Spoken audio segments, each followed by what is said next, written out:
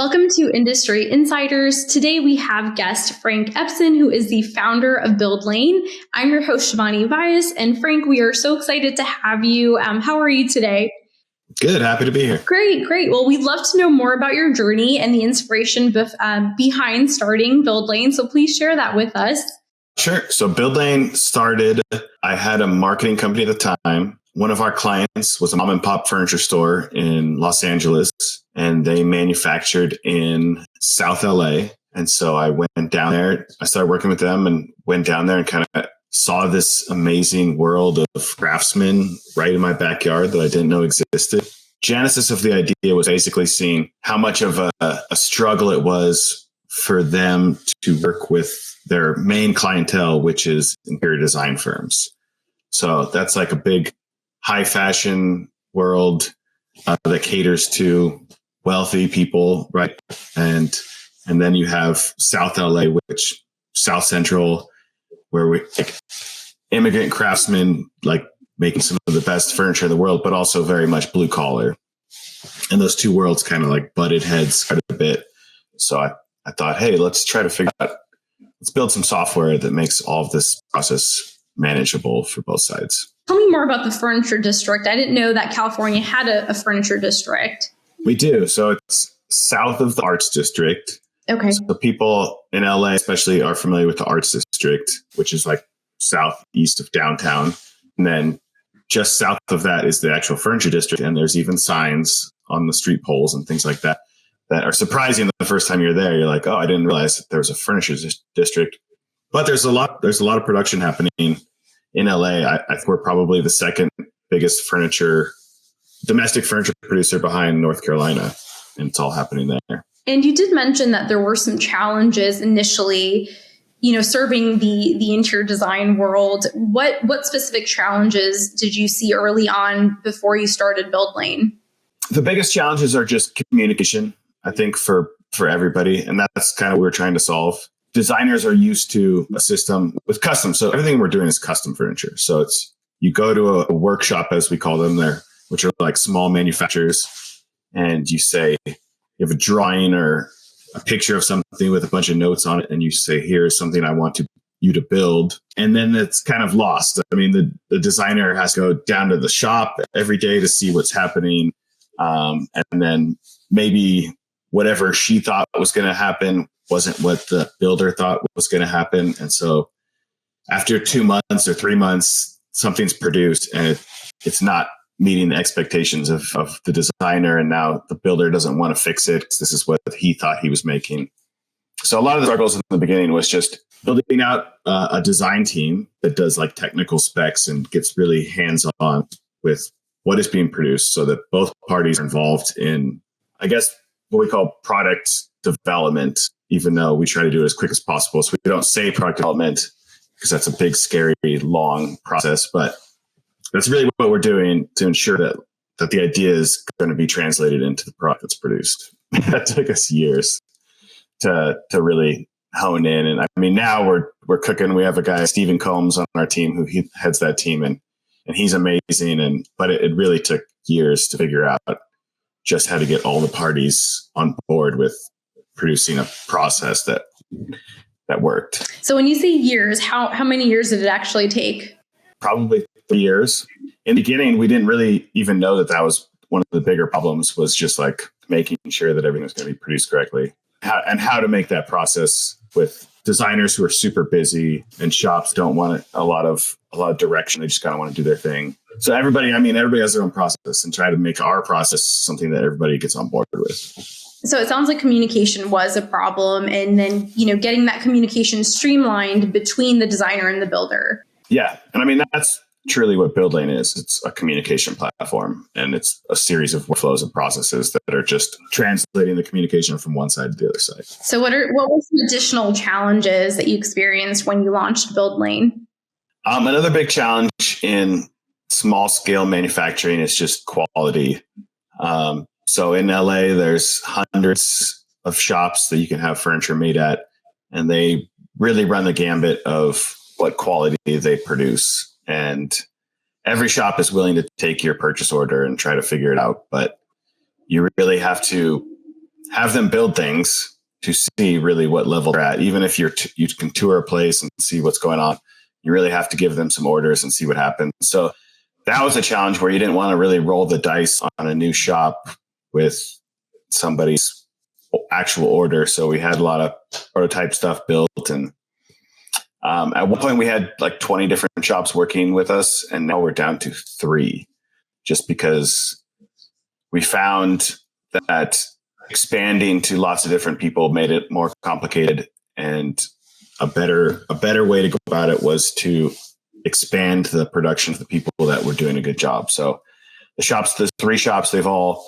at least doubled their capacity since working with us. One's quadrupled their capacity. So that's kind of the direction we're going in now. And it's like when I first started this, of course, I thought it was just like a black and white situation where input gets output and everything's the same. But when you're working with craftsmanship, there's a huge gray area of quality. So it sounds like, there were multiple interpretations of what good quality really means and what the standards you were striving for in Buildlane.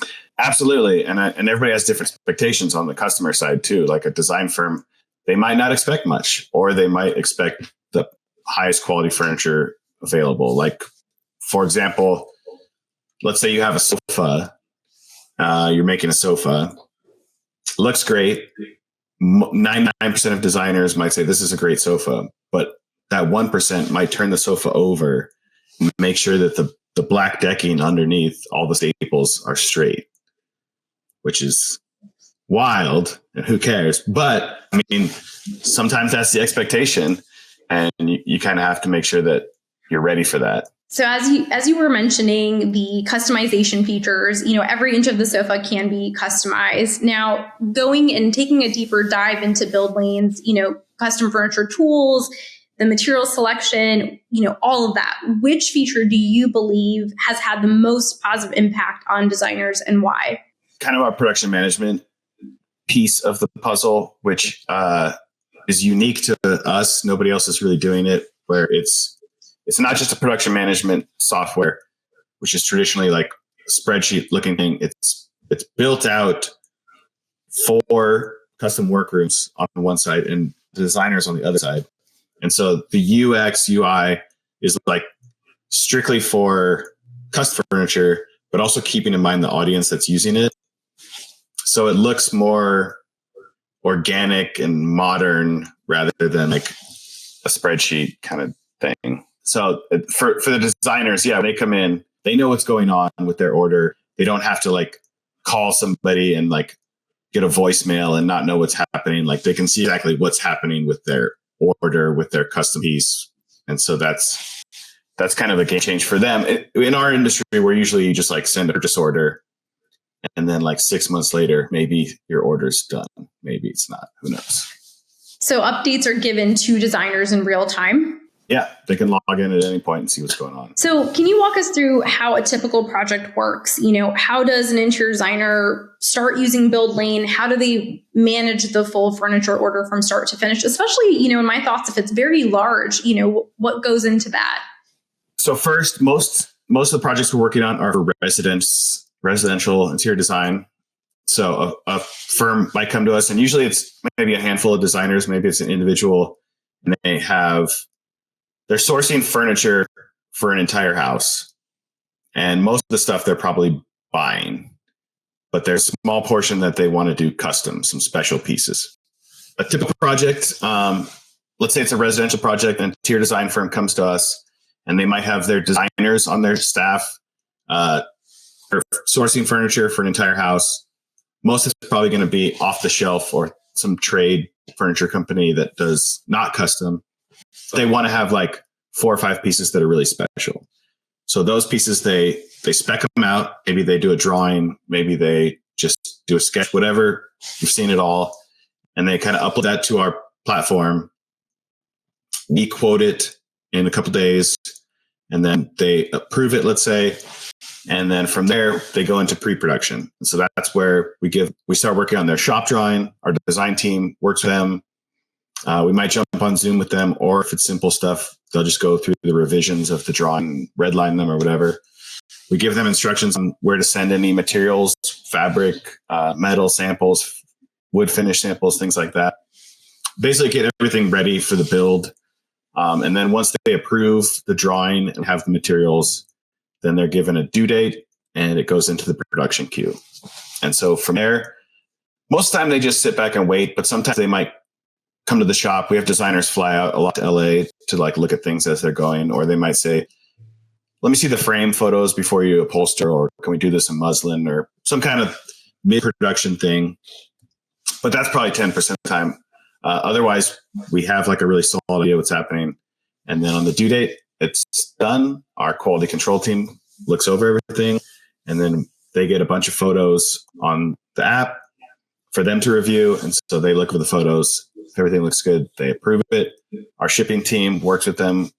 And we have tons of shippers we work with across the country. And so we usually present them with a few options of different shippers or ways of shipping to the house, or a lot of designers use receiving warehouses. And then from there, we package it up and get it on its way. So what about commercial designers? Do you get any commercial projects?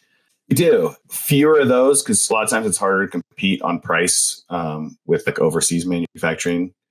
A lot of times we'll bid on a big resident or hotel or restaurant or something like that. And then we kind of help them figure out how to better package this to bid overseas. And then they end up doing that, which is fine. But yeah, we do some restaurants and some like boutique hotel kind of stuff. And we've been getting a lot more into producing lines for designers. So some of our designers have pretty big following where they can do a line and they can actually sell their furniture. I see. So it sounds like more boutique commercial spaces, but there is still that need as well. Yes, definitely. It's more like 20 to 30 room hotels instead of 200 room hotels. So even on that scale, in my mind, I'm thinking 100 custom sofas built to order in the US versus overseas, like you said, a lot of times in China. So can you talk more about any challenges with that? One of the big challenges is constantly pushing our workshops to expand, like sending them warehouse lease links like every week, like, hey, look, this place is available. But yeah, I mean, we try our best inside the app to manage expectations because our projects, they take a long time. So we can see how many quotes and what the quote volume looks like and anticipate what the future might look like, especially in our industry where like Q3, Q4 are really big. A lot of people want to have furniture for the holidays and things like that. So yeah, for us, it's like if we know something like that's happening, we try to get in front of it by expanding the space, making sure that we have the production, being more realistic on lead times because we can literally see inside the app what the lead times actually are rather than guessing. And like we can average like here's what the lead time was in the last year. What on average, how many times were we late and all that stuff.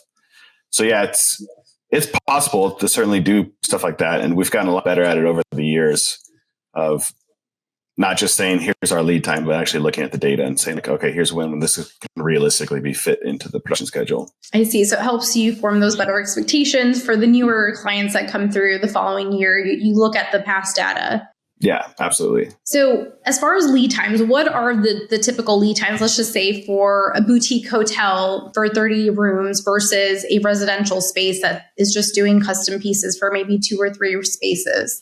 The residential, including pre-production time, which usually takes about 4 weeks on average. So it's usually about 12 weeks. So the production queue right now for upholstery, it's like 8 to 9. And then case goods, which is like wood stuff, is more like 10 to 11. So it's about 4 to 5 month process on a residential. And then for something commercial, we probably want to plan more like 8 months just to make sure that we do have that space in the production queue. I see. Okay. So about 4 to 8 months, 4 for residential and then 8 for commercial. Mm-hmm. Okay. Sounds about right. So what are some common furniture challenges you would say design professionals face, while managing large scale commercial projects? And then how does Buildlane manage those issues? Big lack of knowledge for the majority of design firms in terms of how things are built. There's certainly some really nerdy designers that are into the build and know every little detail of what goes into a piece of furniture, from wood species to upholstery, fill, and all that stuff. But for the most part, I'd say majority, and it's true, it's absolutely true, don't know that stuff. They can't look at a piece of wood and tell you what species it is, or even like the cut of the wood. So education's a big thing that we do throughout the daily process, just kind of organically, but we're very aware that our goal when we engage a new design firm is that we want to educate them as we go along. So if we're not just going to push them through and ignore that they have deficiencies in knowledge in certain areas, we're going to try to help them along and teach them so that 2 years out, when they're still working with us, they know all these different things. So they become a better advocate for their own client when they're in the house. They're like, oh, here's the fill, here's the foam density we're going to use on your sofa. Like, here's the seat up that we want to do. Like, how do you want wood to look? Oh, you want waterfall or something. Like they know all these things rather than like, I don't know how they, like, a lot of times they just work off photos, but like, the more they work with us, the more custom they end up doing, because they just really understand all these different nuances in furniture production, and they probably like rock stars to their clients. That's kind of our goal, is to educate them. That's nice. They're like rock stars with their clients. So it sounds like education's important. So what does that look like in terms of the relationship between Buildlane and the designer? Is there a certain rep that's assigned to the designer that works with them throughout the duration of the project? Like, who's providing that education, or is it multiple people on the team? We had reps at one point. We had account managers, and then we stopped that. And our new philosophy on hiring was only hiring furniture experts that maybe they had interest in all. They knew all these things that I knew, that Steven knows. The way that our app works behind scenes is there's like a triage system when people are messaging, things like that. So a lot of people can see what's happening. And if you're particularly interested in something that a designer is talking about, you can jump in there and just kind of talk to them about it, set up a Zoom call. And so it's more of a hodgepodge system of, if you're interested, like, we have furniture experts on staff. And so if you see something that you're interested in, that's how the education happens. It's more organic. Like, I'm going to jump in there and talk to them about sleeper sofas and all the history of Leggett and Platt and how that all works. And that happens quite often. And so it's more organic, and we just have furniture experts on staff that just jump in and talk to people. That's good to know. So it sounds like the designers are speaking to experts. They're not just talking to reps or customer service agent. They're really talking to people who know this stuff, day in and day out. Yeah, we have no reps. We have no customer support people. In terms of commercial projects, what is one recent commercial project Buildlane was a part of, and what made it successful? The latest commercial project that I could think of that was somewhat challenging was, we were doing tables and chairs for a restaurant. And when you're doing commercial, I think even on the custom side, so a lot of times we'll get those big books of pieces that they're trying to spec, and it gets really expensive on the custom side, even if you're doing a larger quantity. But when you come to somebody like Buildlane or whoever you're working with, oftentimes there's a lot of great recommendations on how to find off-the-shelf solutions that fill part of the need. So, for example, these tables, they had this really elaborate metal base that they wanted to do. And it was just insanely expensive to do custom metal work in the style they wanted. But the tabletop themselves, I think they were teak. And so they're already just these beautiful like solid wood teak tabletops with like a high gloss finish. Like, it was just already so beautiful.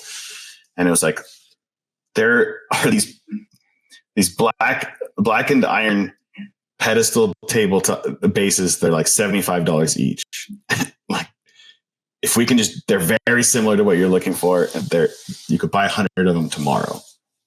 It's like, if we can do this, it's going to cut down the time. we're still going to be doing all this really cool custom work.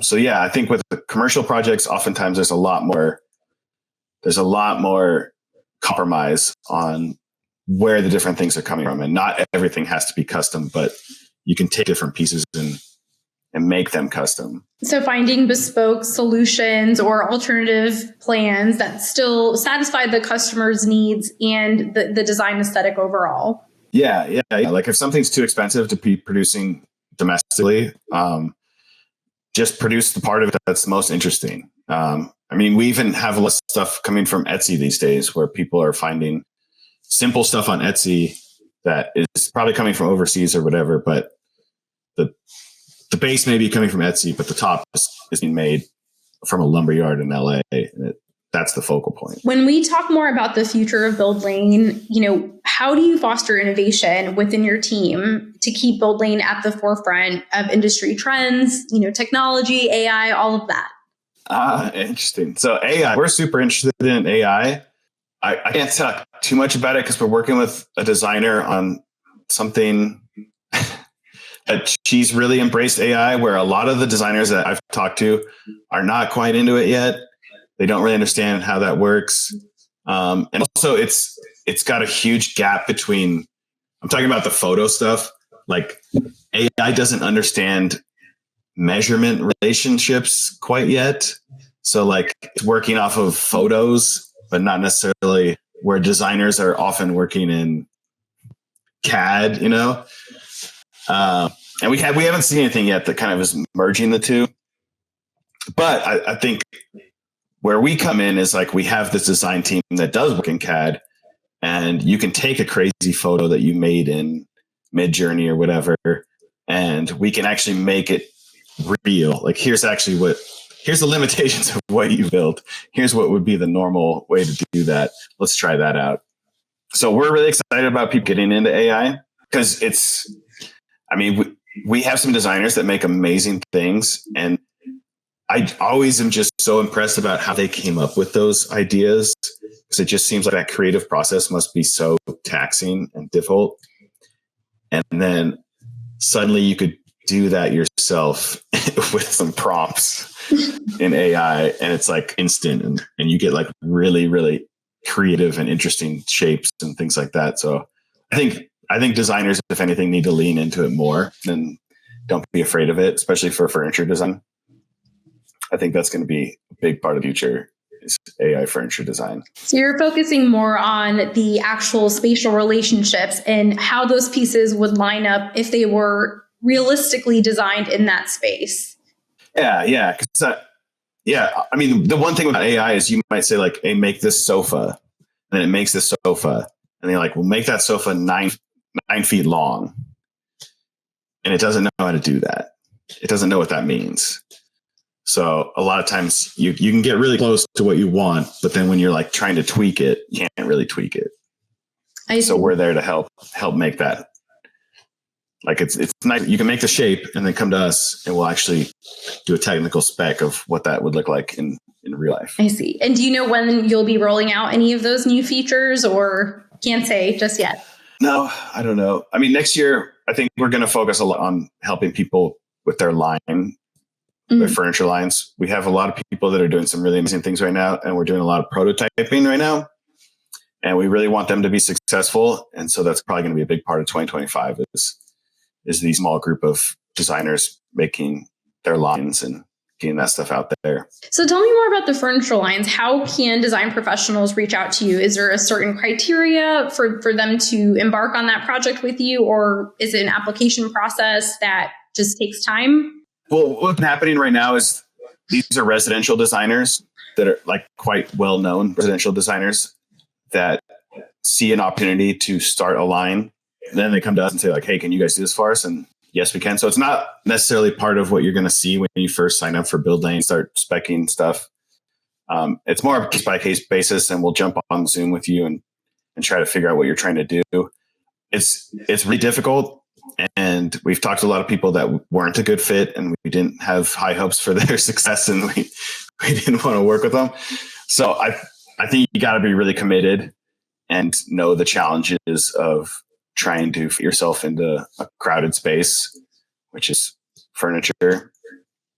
But I think that interior design firms are a good group. That there's lots of people out there that have the know-how and the design aesthetic and probably the sales opportunities to make it happen. So that's kind of what we're focused on. And I appreciate you being transparent. You're essentially saying, hey, it needs to be a win-win for both parties involved. We want this to be successful output for you, but for us as well. Yeah, it's a lot more work than most people think to do the line. Is it really? Can you tell me a little bit more about that? It starts from where you're trying to put the line, like who's buying this and things like that. So a lot of times people will come to us and they have really big ideas, and they're starting from this piece of furniture that I'm thinking of is really cool, and I think people are going to really like this. And that's a harder sell for us, as opposed to when you're coming to us and you're like, I have a few million followers on Instagram. Like my design firm's in the AD 100. Like every time I do a residence, like people are asking, can I buy this, buy that or whatever? Like that's a different proposition where we don't care what the designs look like. The people that are doing the designs are really cool, and I think they need to be unique and stand out. But it's more important, I think, to have a solid game plan of how you're going to sell that furniture. Like if we're going to be doing all this work, prototyping and making finished samples and library books that you're sending out, like make sure that people are going to be wanting to buy stuff. So it sounds like there's a big time investment and a monetary investment as well. So it takes a lot more effort than people initially may realize.